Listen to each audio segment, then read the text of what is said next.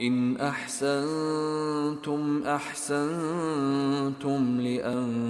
لأنفسكم وإن أسأتم فلها فإذا جاء وعد الآخرة ليسوءوا وجوهكم وليدخلوا المسجد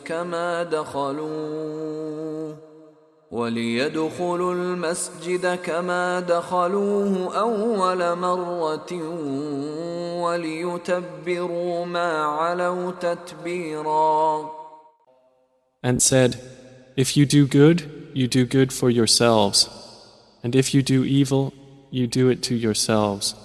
Then when the final promise came, we sent your enemies to sadden your faces and to enter the temple in Jerusalem as they entered it the first time, and to destroy what they had taken over with total destruction.